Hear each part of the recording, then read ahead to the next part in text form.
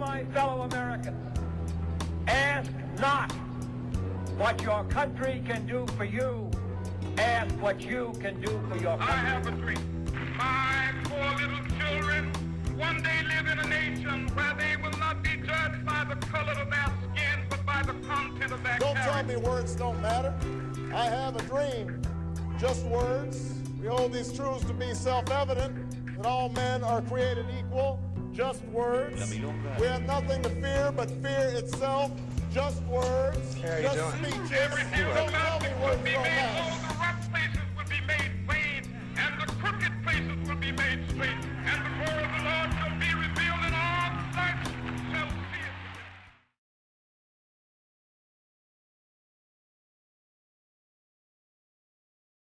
Good evening, and welcome to the Rita Show. I'm your host, Rita Connolly, and I'm here to discuss a very serious matter with you, something that affects everyone in this room, something that affects everyone in the whole world. Some things you just can't escape from, some things you can't hide from, and we fear for our loved ones. We fear for ourselves. Could be tomorrow, could be 50 years from now. The clock is ticking, and today, this episode, we will be talking about what's going to get us. I'm here with Zachary Clark, Glenn Estes, Garston Dave. And they're going to tell us today just how something might get us. So what disaster is most likely to get us? They're going to let us know about natural disasters, man-made disasters, or brace yourselves, zombies. What events would lead to such a catastrophic conclusion? I believe natural disasters are most likely to get us. The reason I believe that is that the Mayan calendar actually predicts that natural disasters will be the most likely cause of the end of the world. And they point to the natural disasters, and natural disasters, I believe, are caused by global warming. Global warming is caused by a greenhouse effect. The greenhouse effect is when the heat and the light from the sun is trapped on Earth and it can't get back out, so it raises the temperature. And in southeast, in Florida, Georgia is a southeast state in the United States. The annual temperature rose about 2 degrees in the past decade, and because of that, the wildlife and plants and animals are migrating north to a more suitable weather, and plants, they're dying off because it's too hot for them to survive. The sea levels are also rising. As you can see in the next slide here, the islands, they're off the coast of New Orleans, and in 2002, this was the islands, and in 2005, a satellite image shows that about 85% of the island is underwater. So as you can see, the sea levels are rising rapidly, and so to conclude, I think natural disasters will be the cause of the end of the world. Thank you. What would happen during nuclear extinction, Ryan? I think with the nuclear extinction, what's going to happen is nuclear warheads that have been developed around the world with the advancement of technology is going to increase nuclear warfare between countries, and as threats rise over the Middle East, certain countries might fire nuclear warheads, and after one country launches one, the next country will launch another, and trigger a kind of domino effect, leading to nuclear warheads launched off all over the world. A whole bunch of the leading countries in the world right now actually possess nuclear warheads, and if you see next slide, right here actually has a graph of the leading countries that have nuclear warheads, and the graph was made in 2000. But as you see right here, France is one of the leading countries with nuclear warheads with just around 500, and ranges from many different countries around the world.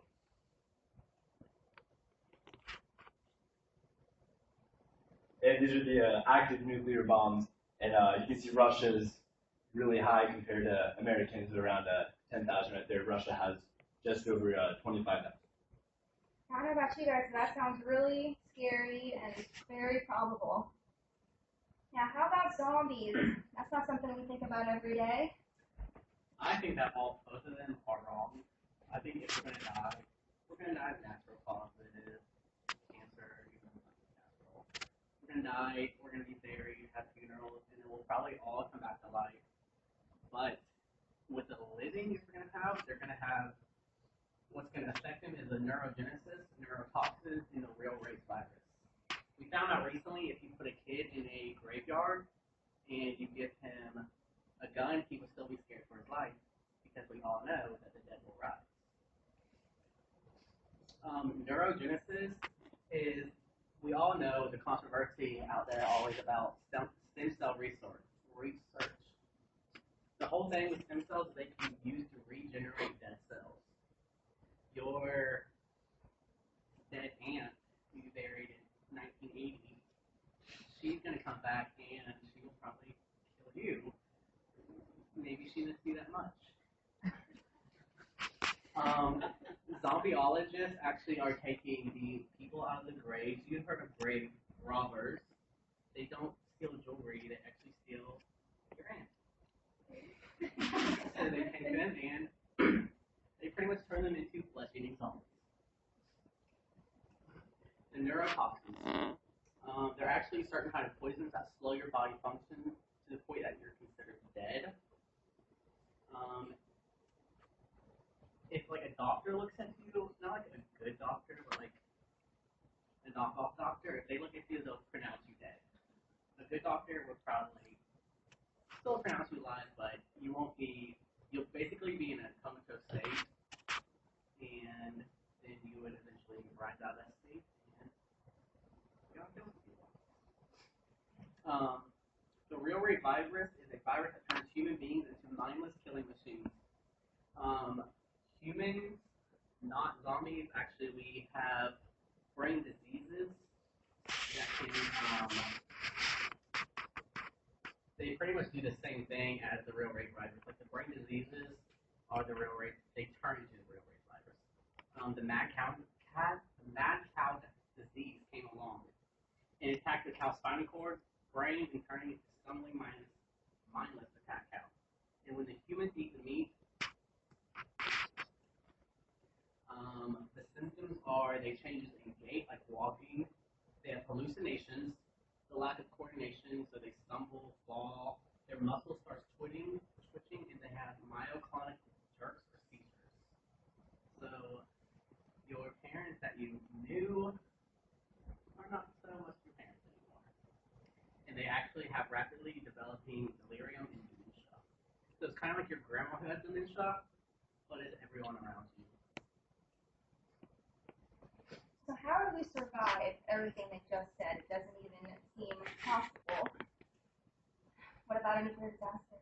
A nuclear disaster, if you're on the surface of the Earth or anywhere above the surface, then pretty much you're done. So the best way to survive would actually to go underneath the ground into a cement barricade, at least 3 feet thick of cement all around you, and you have to barricade yourself with enough food, supplies, and water to survive for up to at least a year or so for the nuclear waste to dissipate.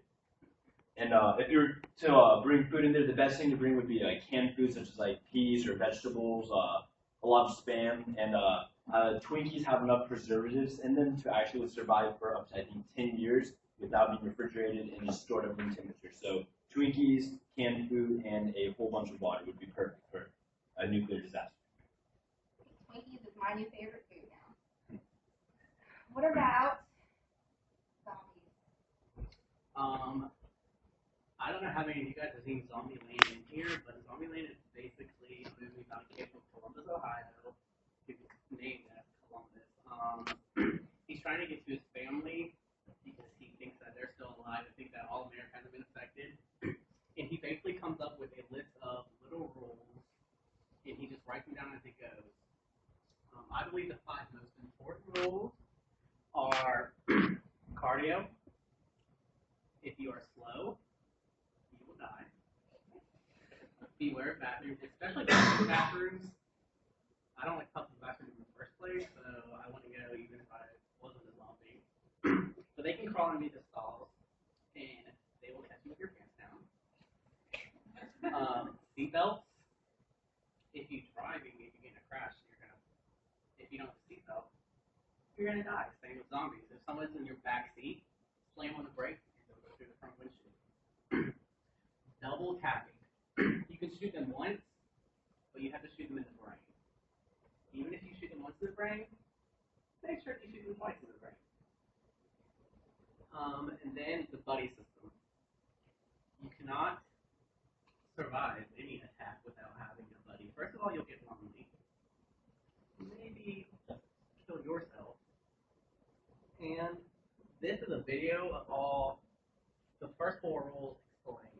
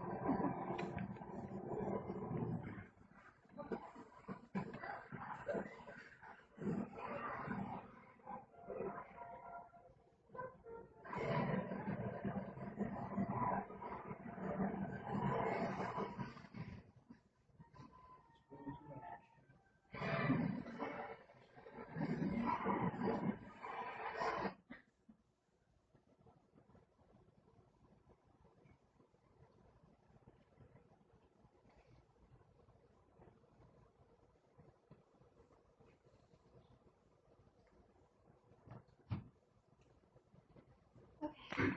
So how do we survive the natural disaster, or is it too late?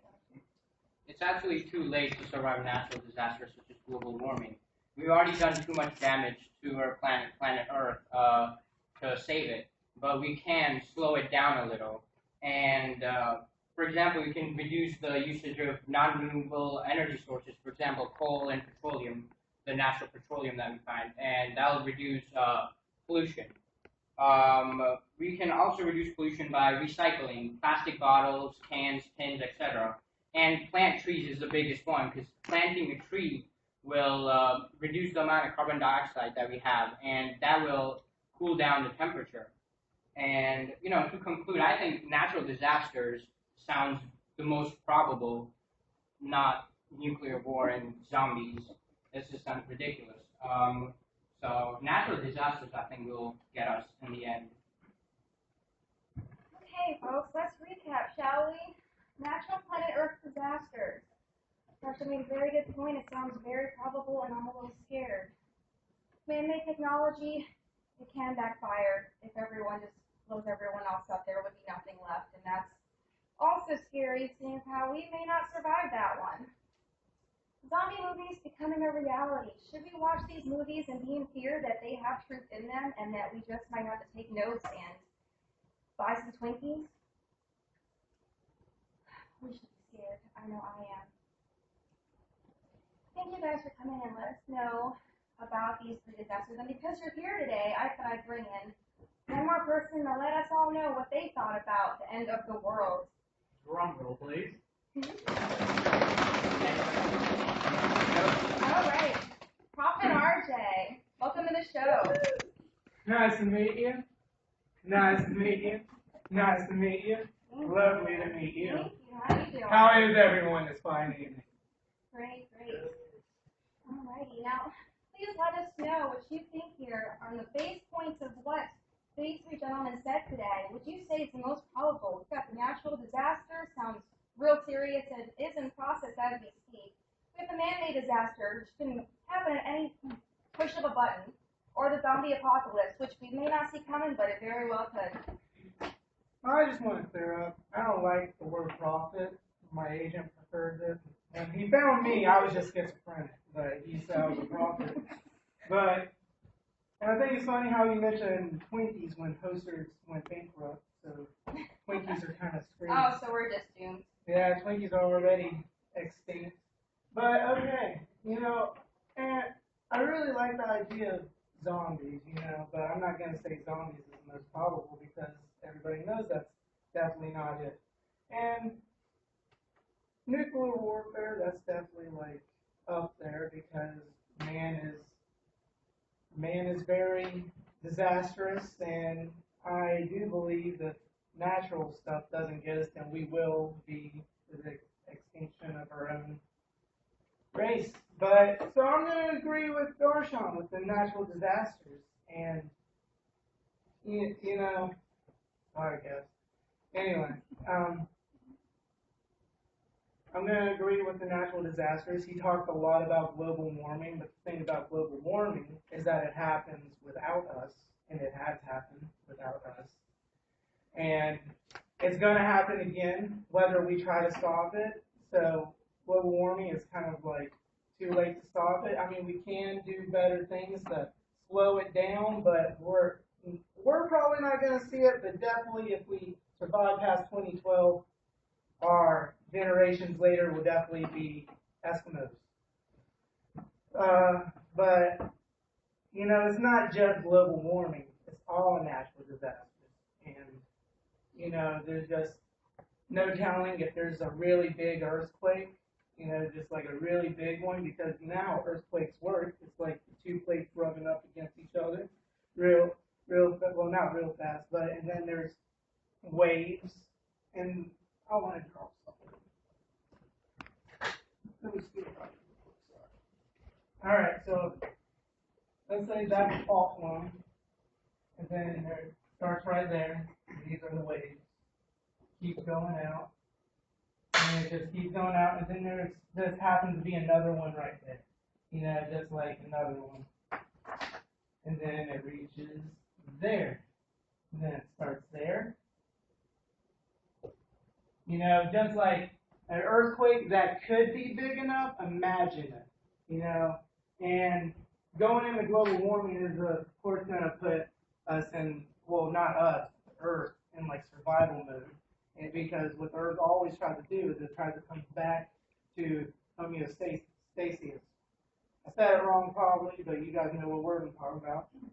And so, and that's the whole point about global warming. It's like it gets too hot, cools it off. You know, so and that's what the Earth is always going to try to do, is try to get back to that homeostasis, blah, blah, blah.